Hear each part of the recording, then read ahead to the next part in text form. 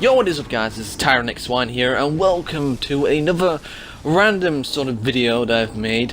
And this is mainly about, even though the subject is probably pretty old by now, is recently I've just finished watching the live action Ghost in the Shell movie, and I thought, after watching it, I am now sort of weirded out, or kind of surprised, why this film earned so much hate in the first place. That is obviously the obvious reason, which is the whole whitewashing thing of, like, you know, Scarlett Johansson being Toko, or the Major, as the main character. But honestly, overall as a film, I thought this was actually a pretty decent adaptation. Not amazing or brilliant, and not as good as the original, but it was still a faithful adaptation of the Ghost in the Shell franchise in some ways, because honestly, the story is probably the weakest aspect along with the characters themselves, but a lot of other things like the CGI and the practical effects and the way they showed the world looked amazing. It looked really good and looked very much a lot like you'd think Ghost in the Shell's world will look in the future dystopian era that it is in. But the action, that was all really good. I really liked the action. It felt like the sort of, you know, the usual Ghost in the Shell way, which isn't really, because Ghost in the Shell's action isn't really too big, but it's good enough. You know, like you just have like your sort of fast-paced gunfights and your superpowered beings, but cybernetic guys. But the action was pretty good, and I thought the pacing of the film was okay too.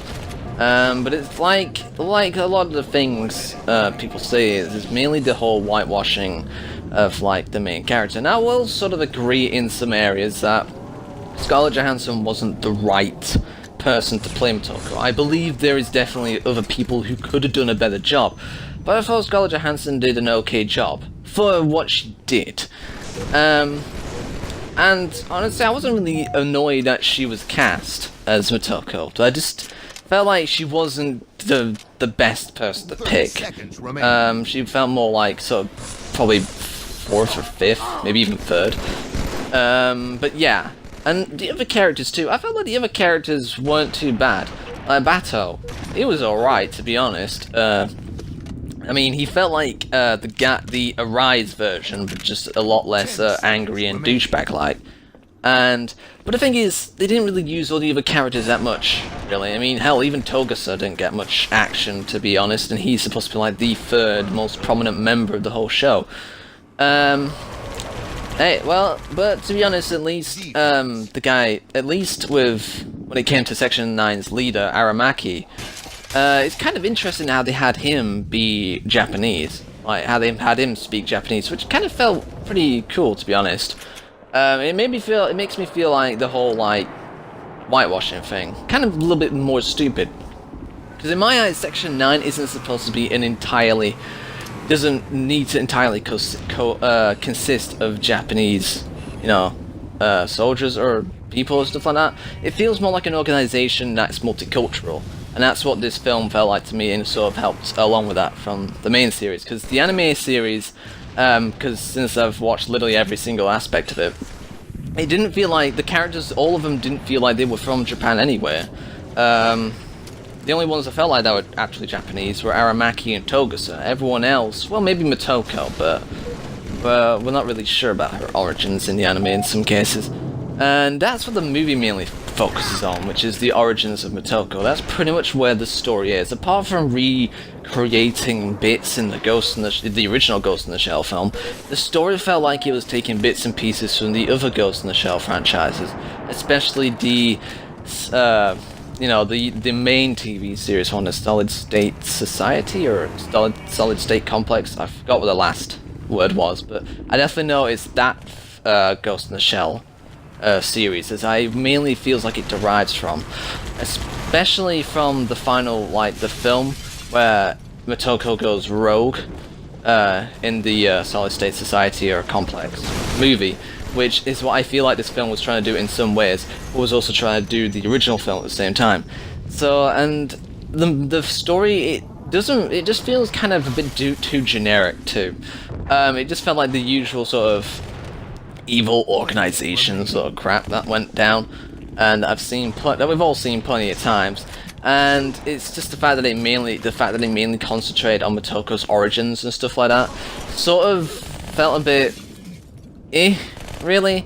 Like, that's what I feel like doesn't give the other characters a lot of time to get screen time. And honestly, because I was really looking forward to like seeing Motoko like working together with the other, like, you know, Section 9 members. Hell, they don't even have the friggin' the little robot spider guys. Whatever they were called. I forgot what they were called. But yeah, it's like there's a lot of elements that, I mean, they try to make it look like it's mostly like the original film. So I can kind of understand why they don't have those little spider tank things, which kind of does suck a little bit. But hell, it's like they have some of the other characters from the other anime series that weren't in the original movie itself, because the original movie only had like Motoko, Batao, Togusa, and Aramaki, whereas there's actually some of the other characters from the other series in here too. So yeah, so the main weakness of this film is pretty much just like the way the characters like were used, and probably the way the story went. It wasn't bad for a story. The story was alright, it's just that it just decides to be a bit too generic. And it wasn't complex either. It wasn't as complex as I was looking for. Because the original all the Ghost in the Shell stuff is complex as hell. I mean, even the Arise stuff was complex in my mind. And it was really difficult for me to keep my head in the game when it came to watching the Ghost in the Shell series. But this was very straightforward. It was a very straightforward story, which kind of surprised me. I was surprised I was able to keep ahead with it throughout the entire time. I was a little surprised by it, really. So that just pretty much shows that not a lot of detail was put into the story, which kind of did suck a little. But other than that, at least the story wasn't completely bad. I've seen far worse, especially from other adaptations. Overall, I think Ghost in the Shell's live action movie wasn't that bad of an adaptation.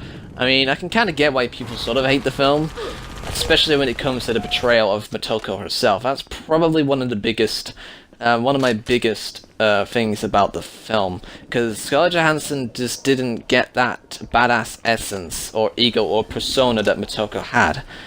And, well, none of them really, because all the Motokos I've seen are pretty badass in their own way, but Scarlett Johansson didn't really nail any of them, which kind of sucked a little bit. But yeah, pretty much like everything else in there, like hell, even the soundtrack was Ghost in the Shell like, and that was actually pretty damn good.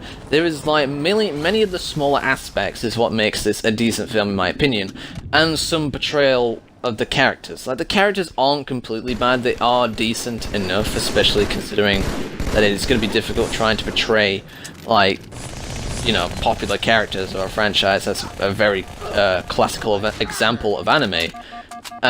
So yeah, it would be very difficult to, like, portray these kind of characters with, like, what you have available.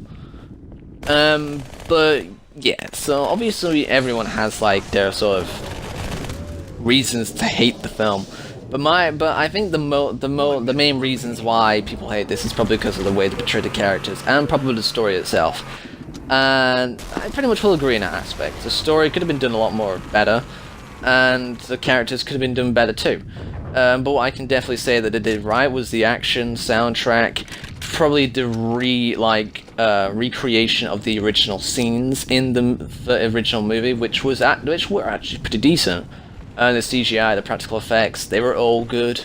Really liked it. I really did capture the essence of Ghost in the Shell's world.